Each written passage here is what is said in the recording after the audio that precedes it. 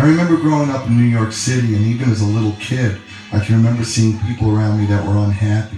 I remember seeing people who seemed to compromise their lives and sell themselves so short, not allowing themselves to live out their dreams. And I remember thinking to myself, that's not going to be me.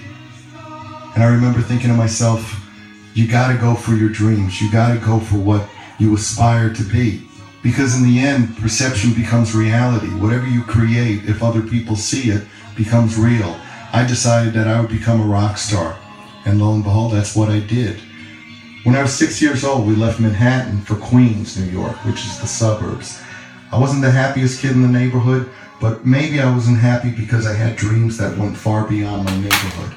While other parents were pushing their kids to get better grades so that they could become the next generation of doctors and dentists and lawyers, I had dreams that were way beyond that, different.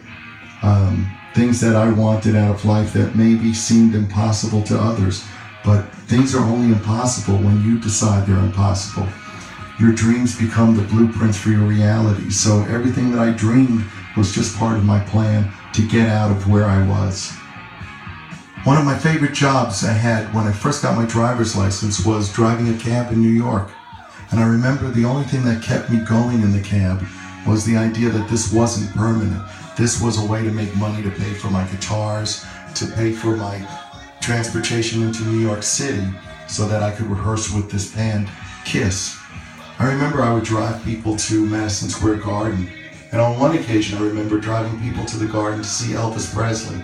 And I remember thinking to myself, one of these days, it'll be me at Madison Square Garden, and someone will be pulling up in a cab to see me.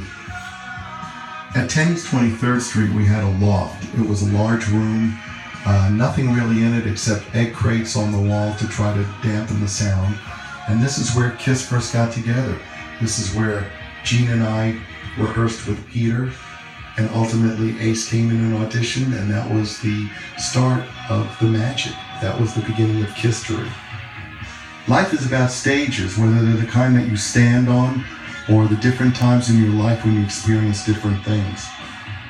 The stages have been many. The stages have all been good. I've had great times with friends, fans, women. But you know, the funniest thing is you don't really start to live, as far as I'm concerned, until you start to put someone else first. My family's become real important to me, and in a way, I think that brings the music much closer to the heart.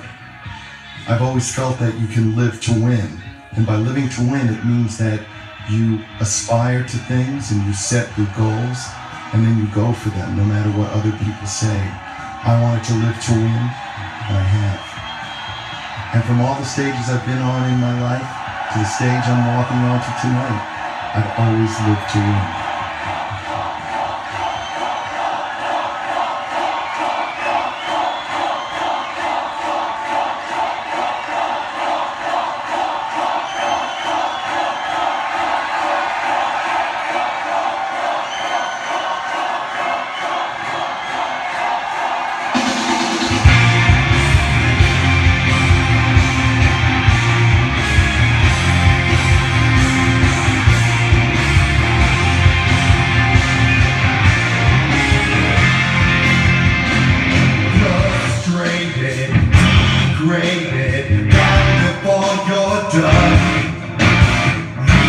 Rejection, depression.